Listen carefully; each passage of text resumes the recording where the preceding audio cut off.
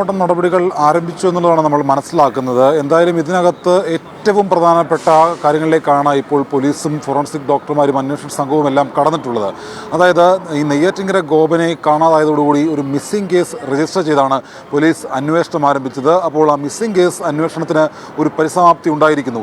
നെയ്യാറ്റിൻകര ഗോപനെ കല്ലറയിൽ നിന്ന് കണ്ടെടുത്തിരിക്കുന്നു. അപ്പോൾ ഇനി അടുത്ത ഘട്ടം എന്ന് പറയുന്നത് നെയ്യാറ്റിൻകര ഗോപൻ മരണം എങ്ങനെ സംഭവിച്ചു എന്നുള്ള കാര്യമാണ്. അതിൻ്റെ നടപടികൾ കണ്ടെത്താനായിട്ട് പോസ്റ്റ്മോർട്ടം നടപടികൾ ഇപ്പോൾ തിരുവനന്തപുരം മെഡിക്കൽ കോളേജ് മോർച്ചറിയിൽ ആരംഭിച്ചിരിക്കുകയാണ്. 3 അംഗ തലത്തിലാണ് ഈ പോസ്റ്റ്മോർട്ടം നടപടികൾ ആരംഭിക്കുക അല്ലെങ്കിൽ നടത്തുക.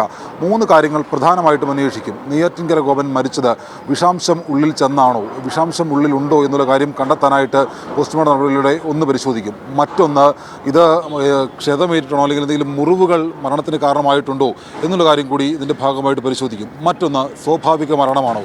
ഇങ്ങനെ 3 തരത്തിലുള്ള കാര്യങ്ങൾ പരിശോധിക്കുമെന്നുള്ള കാര്യമാണ് ഡോക്ടർമാർ അറിയിച്ചിട്ടുള്ളത്. ഏതാണ്ട് 1.5 മണിക്കൂർ നീണ്ടു നിൽക്കുന്ന ഒരു പ്രക്രിയയാണ് പോസ്റ്റ്മോർട്ടം നടപടികൾ. ഏതാണ്ട് 11 മണിയോടുകൂടി പോസ്റ്റ്മോർട്ടം നടപടികൾ പൂർത്തിയാകുമെന്നുള്ള വിവരമാണ് നമുക്ക് ലഭിക്കുന്നത്. 9 നെയ്യാറ്റിൻകര ഗോപൻ്റെ മൃതദേഹവുമായിട്ടുള്ള ആംബുലൻസ് തിരുവനന്തപുരം മെഡിക്കൽ കോളേജിലേക്ക് എത്തിയത്. കുറച്ചുകൂടി അല്പസമയം മുമ്പ് നെയ്യാറ്റിൻകര ഗോപൻ്റെ മകനെ ഇവിടെ എത്തിക്കുമെന്നാണ് പറഞ്ഞിരുന്നത്. പക്ഷേ നെയ്യാറ്റിൻകര ഗോപൻ്റെ മകൻ സനന്ദൻ ഇതുവരെയും മെഡിക്കൽ കോളേജിലേക്ക് എത്തിയിട്ടില്ല. കുറച്ചുകൂടി കഴിയുമ്പോൾ നെയ്യാറ്റിൻകര ഗോപൻ്റെ മകൻ സനന്ദൻ മെഡിക്കൽ കോളേജിലേക്ക് എത്തുകയും ചെയ്യും. പോസ്റ്റ്മോർട്ടം നടപടികൾ ആരംഭിച്ചിട്ടുണ്ട്. ഞാൻ സൂചിപ്പിച്ചതുപോലെ 3 കാര്യങ്ങൾ, പ്രധാനമായിട്ടും 3 കാര്യങ്ങൾ. അതിനകത്ത് വിഷാംശം ഉള്ളിൽ ചെന്നിട്ടുണ്ടോ എന്നുള്ള കാര്യങ്ങൾ പരിശോധിച്ചാൽ പോലും അതിൻ്റെ പരിശോധനാ ഫലം സംബന്ധിച്ചുള്ള റിപ്പോർട്ട് പുറത്തു വരാൻ ഒരാഴ്ച സമയമെടുക്കും.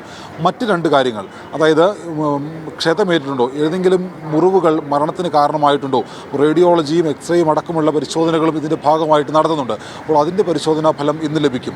മറ്റൊന്ന്, ഈ പറയുന്ന ഈ സ്വാഭാവിക മരണമാണോ, പലതരത്തിലുള്ള അസുഖങ്ങൾ വേട്ടയാടിയിരുന്ന മനുഷ്യനാണ് നെയ്യാറ്റിൻകര ഗോപൻ എന്നുള്ള വിവരം കൂടി ഇക്കഴിഞ്ഞ ദിവസങ്ങളിൽ പുറത്തു വന്നിരുന്നു.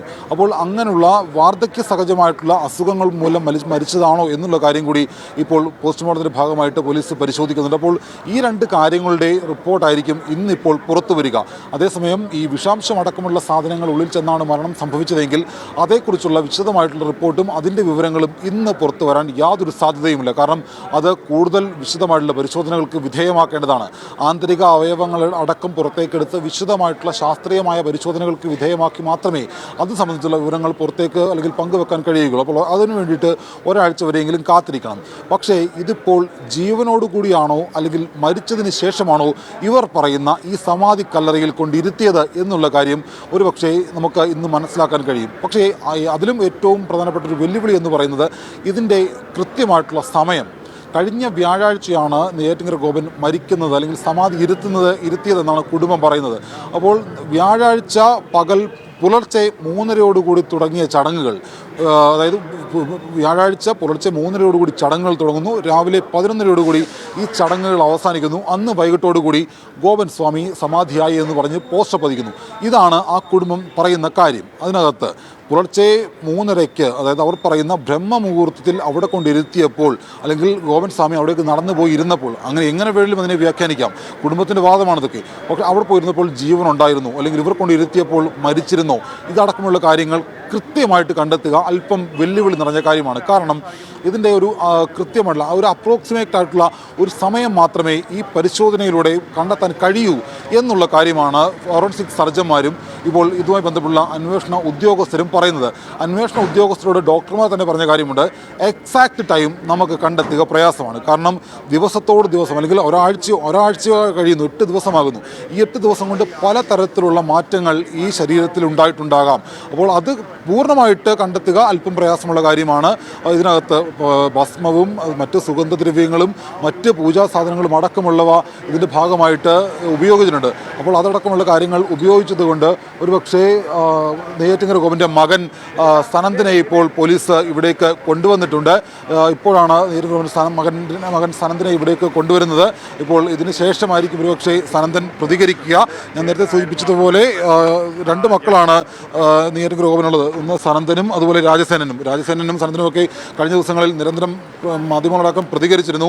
ആദ്യഘട്ടത്തിൽ പൂർണ്ണമായിട്ട് ഈ മൃതദേഹം പുറത്തെടുത്ത് പരിശോധന നടത്തുന്നതിനോട് ഒരു തരത്തിലും ഒരു അനുകൂല നിലപാട് സ്വീകരിക്കാൻ കുടുംബം തയ്യാറായിരുന്നില്ല.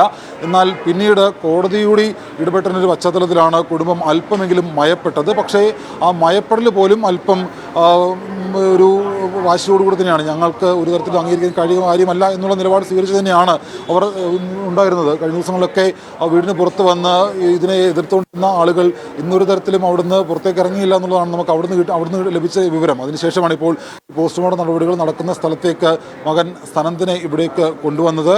സനന്ദനല്ല അന്ന് ഈ പൂജ നെയ്യാറ്റിൻകര ഗോപൻ്റെ സമാധിയുമായി ബന്ധപ്പെട്ട് ചടങ്ങുകൾ നടത്തിയത്. രണ്ടാമത്തെ മകൻ രാജസേനനാണ്. പക്ഷേ പൂജാദ്രവ്യങ്ങൾ അടക്കമുള്ള സാധനങ്ങൾ വാങ്ങി നൽകിയത് രാജസേനനാണ്. അതിനുശേഷമാണ് രാജസേനൻ ജോലി ചെയ്യുന്ന നേമത്തെ ഒരു സ്ഥാപനത്തിലേക്ക് പോയത്.